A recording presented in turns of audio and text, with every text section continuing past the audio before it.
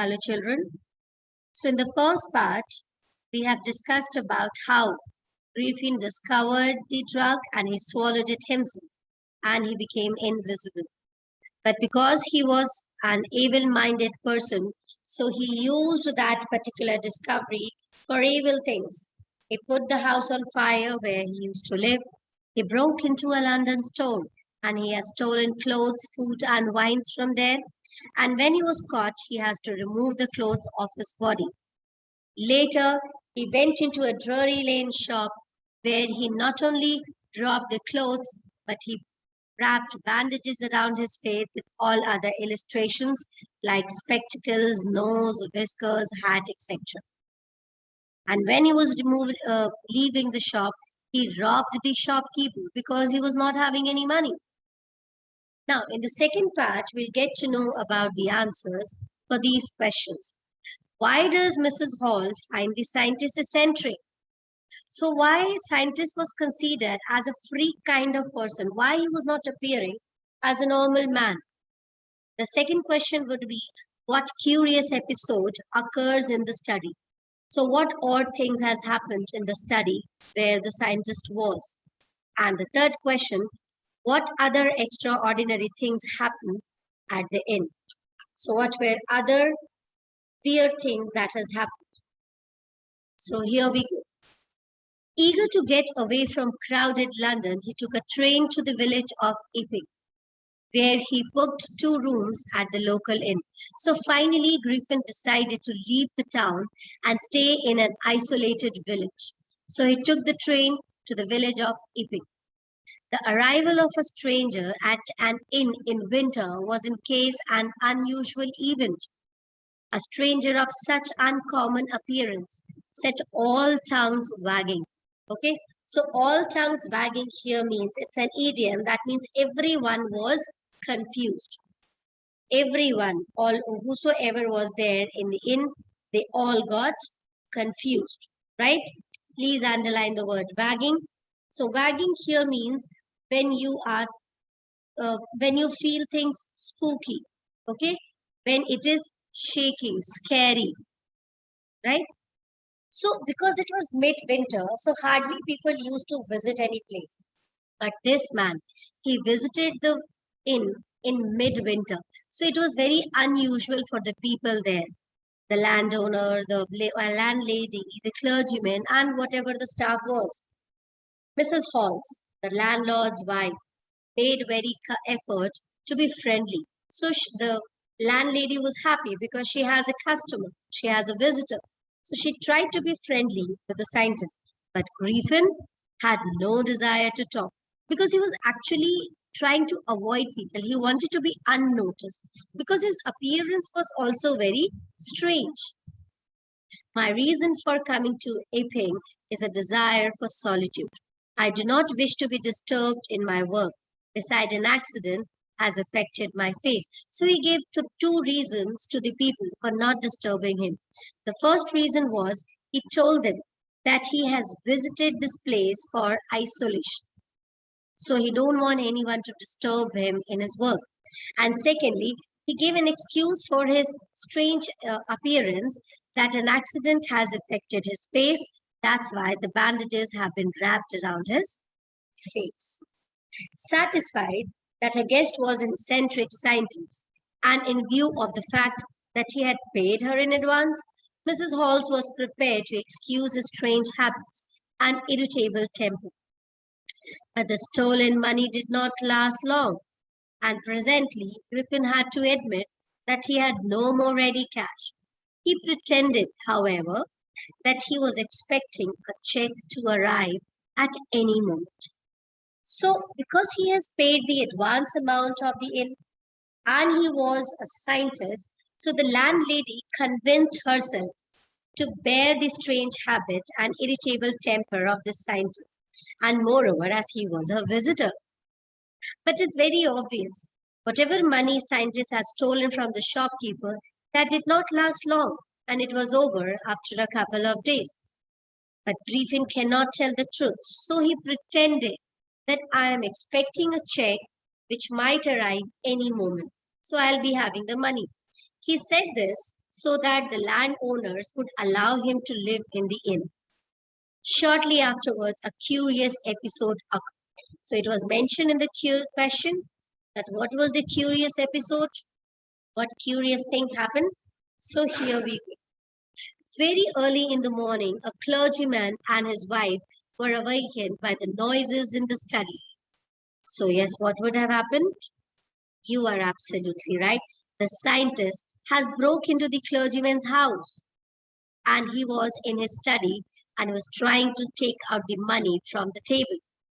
Creeping downstairs, creeping means the couple, they slowly went down the stairs and they heard the chinks of the money being taken from the clergyman's desk. There was a small noise. Okay, the chinks of the money. Without making any noise and with a poker grasped firm in his hand, the clergyman flung open the door. So he suddenly opened the door so that he can catch the thief instantly then and there. But then, to his amazement, he realized that the room appeared to be empty. There was nobody. And why they cannot see anyone? Yes, because the scientist was invisible. He and his wife looked under the decks and behind the curtains and even up the chimney. There wasn't a sign of anybody. Yet the decks had been opened and the housekeeping money was missing. So they were sure that they have been robbed. Extraordinary affair.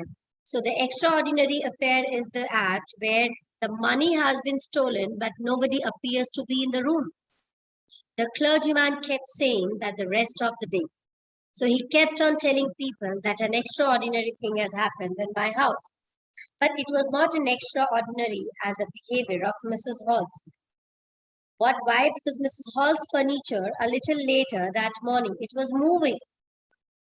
The landlord and his wife were up very early. They got up very early in the morning and were surprised to see the scientist's door wide open. So generally, Griffin used to keep his door closed and he never used to come out and he never ever allowed anyone to get into his room. But this morning, the door was open. Usually, it was shut and locked. And he was furious if anybody entered his room. So I told you, he did not allow anyone to enter his room. The opportunity seemed too good to be missed. So the landowners, they decided to break into the room and search whatever is being there because they were suspecting the scientists from the very first day. They peeped around the door. Peeping means when you look into something secretly. So they peeped around the door, saw nobody, and decided to investigate. The bedclothes were cold. Bedclothes are the bed sheets, the covering that is being spread on the bed.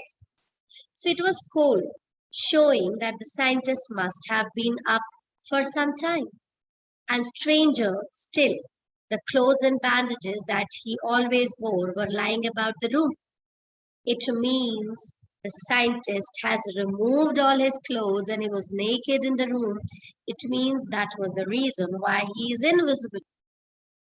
All of a sudden, Mrs. Halls heard a sniff close to her ear. Sniffing means when you breathe in suddenly, like generally we do it when we are suffering from cold. A moment later, the hat on the bedpot leaped up and dashed itself into her face. So scientist was trying to drag this couple out of his room.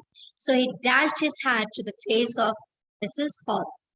Then the bedroom chair became alive. Became alive means the chair started moving. Springing into the air, it charged straight at her, leg foremost. Okay, and the chair fell on the leg of the lady, and this movement pushed the couple out of the room. The extraordinary chair pushed them both out of the room and then appeared to slam and lock the door after them. So as soon as they were pushed out of the room, the scientist suddenly closed the door of his room. Mrs. Halls was scared. She was behaving in an hysteric. Hysteric means when you behave in an uncommon way, a mad way. So she was behaving hysterically and she might have fallen down the stairs. So she was scared because she thought that her room was haunted by spirits. Okay. My poor mother, she was very much worried about the chair because she cried and said, mourned means crying and saying something.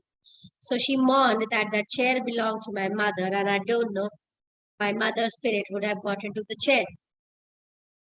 The feeling among the neighbor was that the trouble was caused by witchcraft. So all the neighbors were feeling that it's an haunted act. But witchcraft or not, when news of the burglary at the clergyman's house became known, the strange scientist was strongly suspected of having had a hand in it. So as soon as the people got to know that clergyman's house had been burgled, burgle means robbed, right? So everyone suspected the scientist. Why? Because a few days back the scientist said that he was running out of money and he is expecting a check. But suddenly he produced some ready cash to the landowners. So they suspected. A village constable was secretly sent for. So they reported to the cops and the cops were called. Mrs. Halls went to the scientist.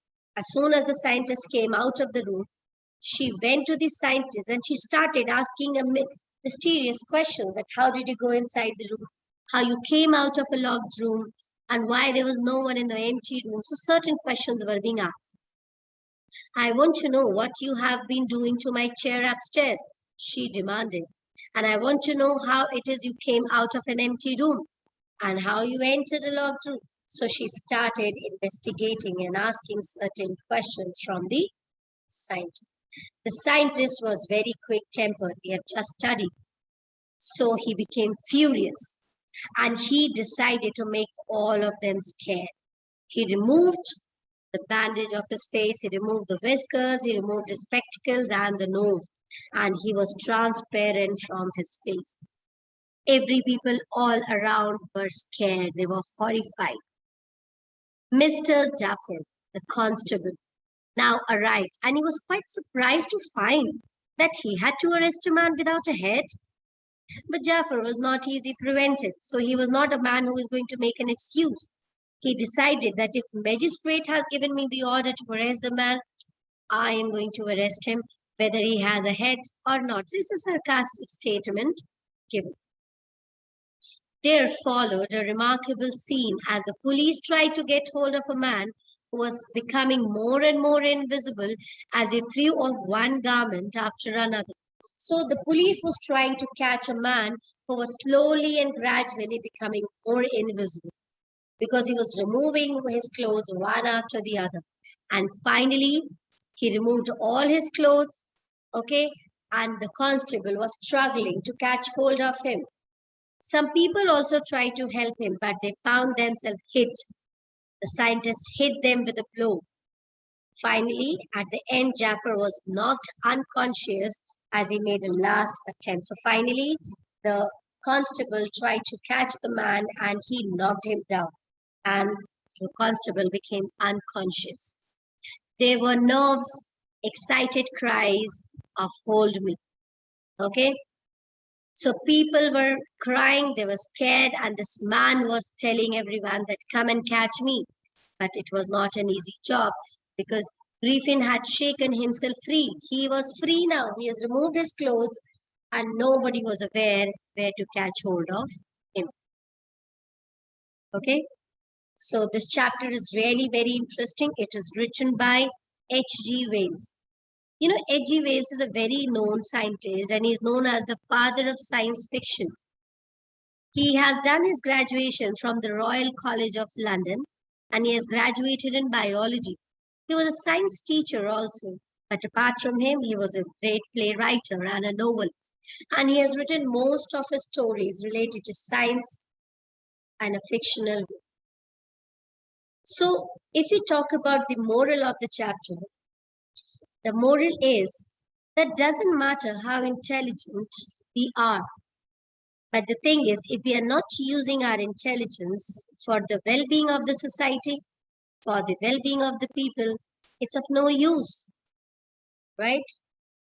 So I hope the chapter is clear to you all. Thank you so much. Take care.